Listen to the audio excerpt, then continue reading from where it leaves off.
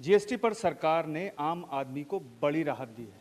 और अब हम आपको उस शख्स से मिलवाएंगे जहां से जीएसटी की शुरुआत होती है, लागू होता है हर एक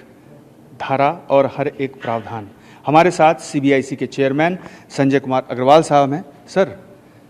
किस तरह से आम आदमी को राहत देने के लिए आप लोगों को मशक्कत करनी पड़ी? दिन रात एक करके प्रधानमंत्री की ओर से जो घोषणा की गई उसके बाद से बहुत तेज़ी से ये पूरा काम किया गया और बहुत जल्दी से एक ही दिन में मीटिंग ख़त्म करके पूरी घोषणा कर दी गई। इस विषय में आपको ये मैं बताना चाहूँगा कि ये जो जीएसटी की रेट रिस्ट्रक्चरिंग और रेट रेशनलाइजेशन की जो एक्सरसाइज है, ये एक लंबे समय से की जा रही थी और इसमें एक एक आइटम को उसके ऊपर देखा गया है कि इस पे क्या जीएसटी की दर होनी चाहिए, क्योंकि ये रिफॉर्म जीएसटी के लागू होने के 8 साल के बाद में आया है। इस बीच में जीएसटी का सिस्टम स्टेबलाइज हो गया तथा रेवेन्यू में भी काफ़ी अच्छा इजाफा हुआ और पिछले साल का GST revenue collection 22 lakh crore को भी क्रॉस कर गया था। तो इसलिए सरकार के पास में ये था कि थोड़ा हम बोल्ड स्टेप्स ले सकते हैं और इसके हिसाब से ये डिसाइड किया गया है कि 4 रेट की जगह अगर हम 2 रेट प्रपोज करें तो एक अच्छा कदम होगा। इससे अपना रेट सिंप्लीफिकेशन भी होगा तथा जो डिस्प्यूट्स अराइज होते हैं उसमें भी कमी आएगी और जिन एरियाज़ में मेन रूप से क्लासिफिकेशन के डिस्प्यूट्स आ रहे थे उस पर भी ध्यान रखा गया। तो इन सबको देखकर एक अपना सेंटर ने अपना एक प्रपोज़ल बनाया और उसमें कॉमन व्यक्ति के हितों को भी ध्यान में रखा गया, एग्रीकल्चर सेक्टर के ऊपर खास ध्यान दिया गया, एमएसएमई सेक्टर के हितों को भी ध्यान में रखा गया और उसके हिसाब से एक पूरा प्रपोज़ल जिसमें कि ना केवल रेट तथा जो जीएसटी में जो प्रोसेस हैं, जो चाहे वो रजिस्ट्रेशन का प्रोसेस हो या रिफ़ंड का प्रोसेस हो, उसको भी ध्यान में रखकर एक कॉम्प्रिहेंसिव प्रपोज़ल बनाकर जो जीएसटी काउंसिल ने इसके लिए जो ग्रुप ऑफ मिनिस्टर्स की जो कमेटीज़ बनाई थी उनके पास में ये भेजा गया और ग्रुप ऑफ मिनिस्टर्स की रिकमेंडेशंस के साथ में उनकी रिपोर्ट के साथ में ये जीएसटी काउंसिल में गया और वहाँ पर इस पर विस्तृत चर्चा हुई और विस्तृत चर्चा के बाद में सहसम्मति से ये प्रपोजल्स जीएसटी काउंसिल ने रिकमेंड किए हैं अपना इसको लागू करने के लिए और लागू करने के लिए जो तिथि तय हुई है वो 22 सितंबर है, जो अदरवाइज़ भी एक पहला नवरात्र का दिन है और बहुत ही शुभ दिन है और उसके साथ ही लोग अपना ख़रीदारी भी मार्केट में काफ़ी बढ़ती है। तो उसके साथ ही ये नए रेट जिसमें रेट रेशनलाइजेशन एक्सरसाइज के हिसाब से जो डिसाइड किए गए हैं, जो काउंसिल ने रिकमेंड किए हैं, वो लागू होंगे। एक अहम विषय जो है वो व्यापारियों को जो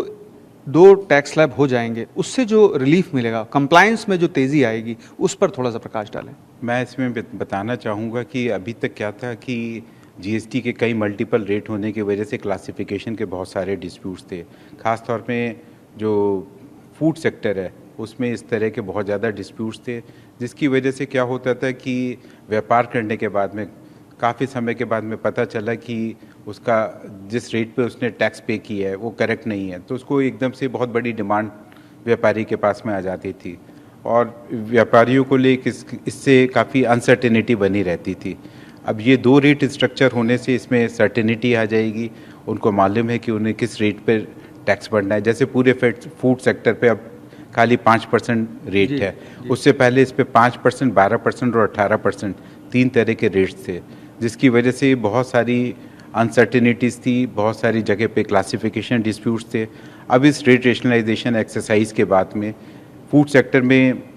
इस तरह के कोई डिस्प्यूट्स नहीं रहेंगे। इसके अलावा जो बाकी सेक्टर्स हैं, जैसे ऑटो कंपोनेंट्स का एक जो बहुत बड़ा सेक्टर है देश में, उसमें भी काफ़ी ज़्यादा क्लासिफिकेशन डिस्प्यूट्स थे, उस पर भी अब आगे क्लासिफिकेशन डिस्प्यूट्स नहीं रहेंगे, क्योंकि सभी ऑटो कंपोनेंट्स में नाउ अब एक ही सिंगल रेट है, वो जो कि स्टैंडर्ड रेट है 18% का। एक अंतिम सवाल मैं आपसे करना चाहूँगा, चूँकि जीएसटी चोरी को लेकर के बहुत सारी कवायदें की जाती हैं, आपकी ओर से काफ़ी मशक्क़त भी की जाती है और इसको रोकने के लिए कई अहम कदम उठाए गए हैं। अब जबकि सिर्फ 2 टैक्स स्लैब रह गए हैं, तो ऐसी स्थिति में उसका क्या प्रभाव पड़ेगा और जीएसटी चोरी को लेकर के क्या कोई नया कदम भी उठाया जाएगा जिससे अंकुश लग सके पूरी तरह से जीएसटी चोरी पर? देखिए, जब भी कभी टैक्स सिस्टम बहुत कॉम्प्लेक्स होता है उसमें